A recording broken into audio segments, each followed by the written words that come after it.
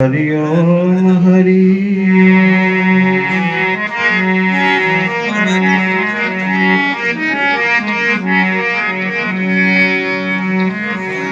ज्ञानमूलं गुरुमूर्ति पूजामूलं गुरुपदम्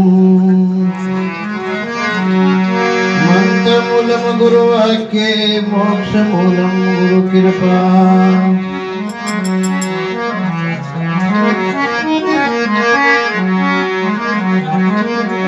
हरि बंदन गुरु बंदना बंदन ही सब संत। हरि राम बंदन कियो दर्शगा निज तंत। बोली सच्चिदानंद भगवान की जय।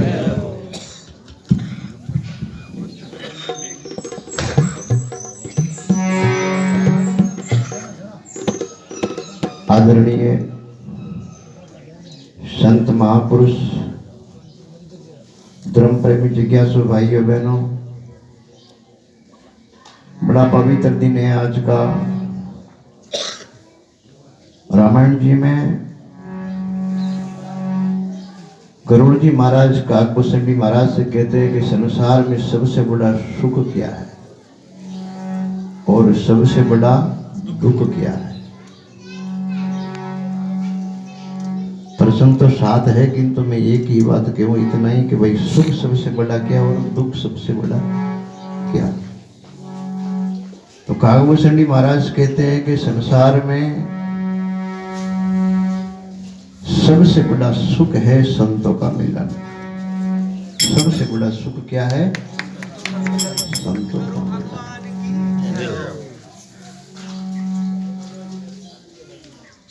और सबसे बड़ा दुख है दरिद्रता। तो आज मैं रास्ते में कह रहा था, भाई मैं तो आज पहली बार ही गाँव में सत्संग के लिए आया तो कई बार, लेकिन सत्संग के माध्यम से तो आज ही यहाँ मेरा आना हुआ और देखा तो बड़ा अच्छा लगा। इतने महापुरुषों के एक साथ दर्शन हो रहे हैं तो हम तो धन्य धन्य हो ही गए, क्योंकि इतना बड़ा सुख रामायण जी में लिखा है कि संत मिलन सुख जग नाई। तो अब इतना ही मेरा कहना है सज्जनों कि हम संतों को तो मानते हैं किंतु संतों की नहीं मानते। भगवान को तो मानते हैं किंतु भगवान की नहीं मानते, है ना। सत्संग तो मानते हैं किंतु सत्संग की बातों को नहीं मानते, है ना।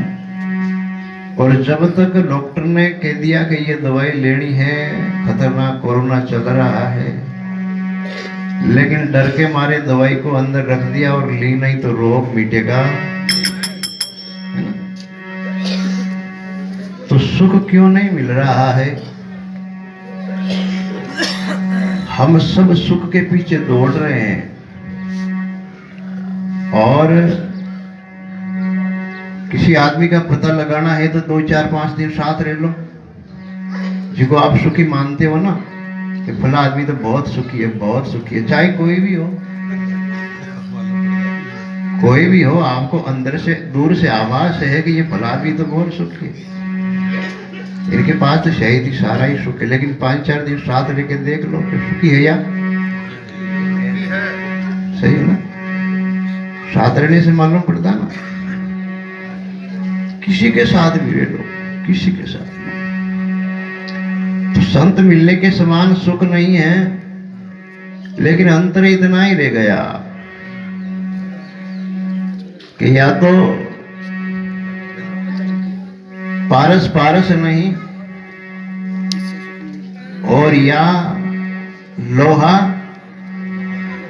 के बीच में कोई कोई काई लगी भी है, इसीलिए लोहा कंचन यानी सोना नहीं बना। तो इसीलिए सज्जनों भाइयों बहनों, बहुत धन्यवाद है। पूज्य महाराज श्री ने फरमाया कि भगवान श्री तेजाजी महाराज कि पवित्र पारांगण में इस सत्संग का आयोजन ग्रामवासियों की तरफ से रखा हुआ है और ग्राम के लोग संतों से भी सुनने वाले कम है ना।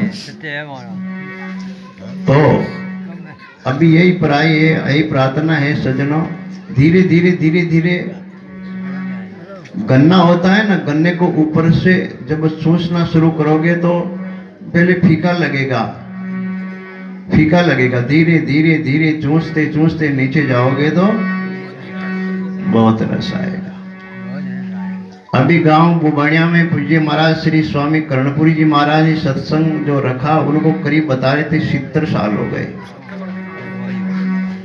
70 साल हो गए और वो पूरे गांव का सत्संग है। और सारे लोग सत्संग के आने के पहले कई दिनों से ऐसी खुशियां, सब लोग मना सत्संग आ रहा है, सत्संग आ रहा है, सत्संग आ रहा है। बड़े भाव से सब लोग उनका आदर करते हैं, संतों का सम्मान करते हैं, घर घर में संतों की पूजा करते हैं। तो धन्यवाद है कि कम से कम आप लोगों ने सत्संग गांव कुंडा में रखा, ऐसे इतने महापुरुषों को बुलाया। संत जहाँ चलेंगे वो धरती पवित्र होगी और धीरे धीरे पवित्र भूमि में रहने वाला व्यक्ति भी धीरे धीरे पवित्र होगा। तो इसलिए सज्जनों, दूसरे को देख करके मैं कहता हूं सदा कि देखो, ईसाइयों का कहीं सत्संग सम्मेलन नहीं होता है, होता है कि मुसलमानों का कहीं सत्संग सम्मेलन नहीं होता है, सिख सरदारों का कहीं सत्संग सम्मेलन नहीं होता है। लेकिन देख लो, हर इतवार के दिन गिरजाघर में जाना है तो जाना है। मुसलमान कहीं सम्मेलन नहीं, भाषण प्रवचन हो रहा है, किंतु फिर भी शुक्रवार के दिन मस्जिद में जाना है तो जाना है ना। तो दूसरों को देख करके भी सावधान होना चाहिए कि वो आदमी इतना कर रहे हैं, कोई सत्संग नहीं, कोई सम्मेलन नहीं, कोई भाषण प्रवचन नहीं, कोई प्रचार प्रसार पैम्फलेट नहीं, कोई लाउड स्पीकर साउंड नहीं, कुछ नहीं है, फिर भी देख लो, आप सोचो। हाँ, तो इसलिए सावधान होना चाहिए कि आज के 20 साल पहले जिस गांव में 5 मुसलमान थे, आज उस जगह में 200 हो गए। होए का नहीं हुए? 200 हो गए। और अपने लोगों में है तो सही, लेकिन फिर भी उनका संगठन देखो, और ये संगठन देखो, है ना, क्योंकि समय संगठन का है। सज्जनों, अध्यात्म की बातें महापुरुषों ने कोई कमी नहीं रखी, और अध्यात्म की बातें सब पचा भी नहीं सकेंगे, समझ नहीं सकेंगे तो पचाएंगे कैसे? पचाएंगे तो पचेगी नहीं, है ना, पचाएंगे तो पचेगी नहीं। इसीलिए संगठन, धर्म के प्रति संगठन होना चाहिए। आपको बूझ लेके अपना धर्म क्या बताओगे? कौन सा धर्म है? किसको मानते हो आप? भाई कोई बूझ ले, कोई आपका धर्म क्या? मुसलमानों को कहे कि हमारा धर्म तो मुसलमान धर्म है, इस्लाम धर्म है, और हमारा देवता ख्वाजा साहब है, और हमारा ग्रंथ बाइबिल है, कुरान है। ईसाई को कहेंगे ईसाई भी पाकिस्तान में, आप क्या बताओगे? है ना, हमारा धर्म है, यानी सनातन का अर्थ है कि इनको किसी ने बनाया नहीं, सनातन आदि से, है ना, इनको किसी ने बनाया नहीं, इनकी स्थापना किसी ने की नहीं, आदि से सनातन। और सनातन का प्रतिरूप क्या है? प्रभु श्री राम। कोई पूछे कि सनातन किसका नाम है, सनातन कैसा है, वो दिखता है क्या? कहाँ है, कैसा है, क्या बताओगे?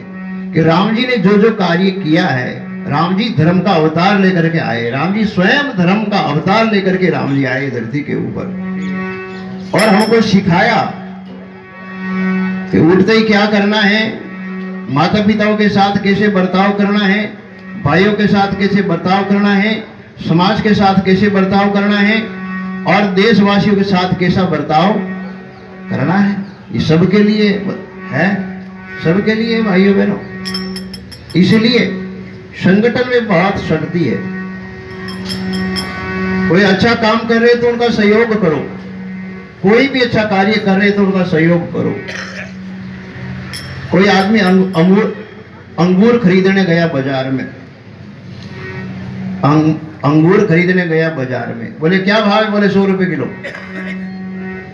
2 किलो दे, 200 रुपए दे दिया, 2 किलो अंगूर खरीद लिया। रवाना होता होता कहा कि ये कोने में पड़ा, ये क्या भाव है? बोले ये 25 रुपए किलो। आदमी रुक करके देखा कि वो 100 रुपए किलो और ये 25 रुपए किलो, ये भी बढ़िया अंगूर, वो भी बढ़िया अंगूर,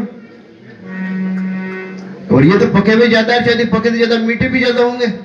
वो तो नीले नीले हरे हरे दिख रहे, तो शायद खट्टे भी हो सकते हैं। दोनों को चाका उन्होंने, उनको भी चाके इनको भी चाके, तो ये ज्यादा मीठा मिला जो कोने वाला 25 रुपए किलो वाला। तो कहा कि साहब ये 25 रुपए किलो, ये 100 रुपए किलो। अंगूर बेचने वाले ने कहा कि ये अपने परिवार से अलग हो गए, इसलिए कि कम कीमत कम हो गई। अपने परिवार से अलग हो गए इसलिए इनकी कीमत कम हो गई। वो परिवार से जुड़े तो खटा, लेकिन फिर भी जुड़ा हुआ है ना। हमारी आंखों में भेद भ्रांति मत रखो। पूज्य महाराज श्री ने कहा ना भी, ऊंच नीच है, छोटा बड़ा है, फला फला है, नहीं, आंखों में एक रखो। आंखों की दृष्टि में गीता जी में लिखा है भगवान ने, है ना, एक वर्तीना नहीं, एक दर्शिना है। वर्तीना साथ बैठ के भोजन नहीं करना है, हमारे को एक दृष्टि से देखना है ना, एक दृष्टि से देखना है। और एक साथ बैठ के भोजन जिमोगे तो कोरोना शुरू हो जाएगा।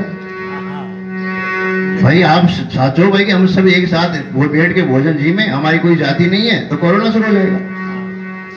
कोरोना आज से नहीं है, आदिकाल से। रामायण पढ़ के देखो आप, कोरोना आज से नहीं है, कोरोना आदिकाल से है। जैसे प्रभु श्री राम पंचवटी के अंदर निवास कर रहे थे। शूर्पणखा आई और कहने लगी, महाराज मेरे से, राजकुमार मेरे से शादी कर लो, मेरे से आप शादी कर लो। तो राम जी ने कहा कि मेरा छोटा भाई से करो, मेरे तो मेरी पत्नी साथ में है।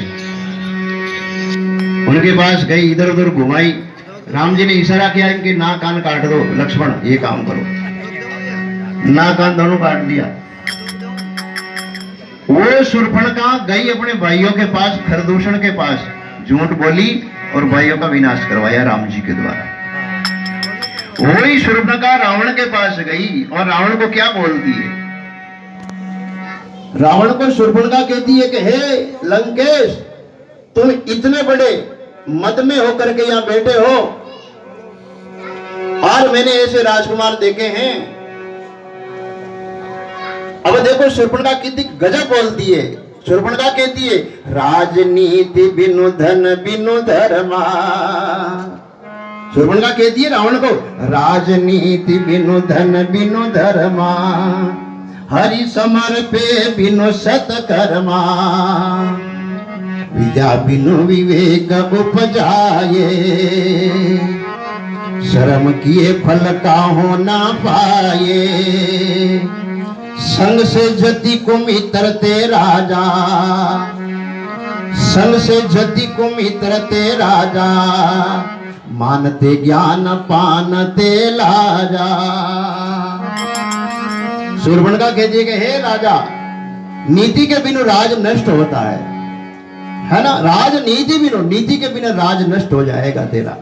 नीति बिनु राज, राजनीति बिनु धन बिनु धर्मा। जिस धन का धर्म नहीं होगा वो धन धीरे धीरे नष्ट हो जाएगा, धन चला जाएगा। राजनीति बिनु धन बिनु धर्मा, हरि समर्पे बिनु सत्कर्मा।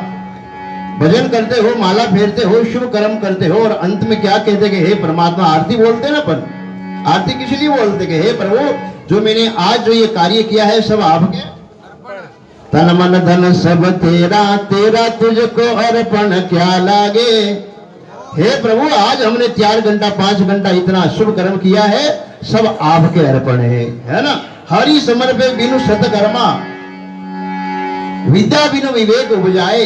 जब अंत्यकरण के अंदर प्रकाश नहीं है ज्ञान का और ज्ञान कर दे तो कहते केवल स्वर में होने वाला कुछ भी नहीं है, केवल बोलने मात्र से होने वाला।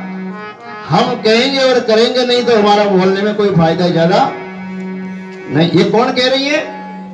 शूर्पणखा। अब शूर्पणखा इतनी बुरे दिमाग की, बुरे मन की, बुरे विचारों की, बुरे कर्म की और कितनी नीति की बात कह रही है। सोचो, आप सोचो थोड़ी देर के लिए कि बुरा आदमी बुरा ही बोलता है, लेकिन नहीं, क्योंकि उनके अंत्यकरण में ऐसे अच्छे शब्द क्यों निकले कि उन्होंने लक्ष्मण का स्पर्श किया। उन्होंने, लक्ष्मण ने उनका कान और नाक पकड़े ना, तो उनका ज्ञान उनमें प्रवेश हो गया। ये उन समय भी कोरोना था, स्पर्श से उन समय भी लागू होता था। तो एक वर्दी बनाओ, एक दृष्टि बनाओ, वर्दी नहीं दृष्टि बनाओ।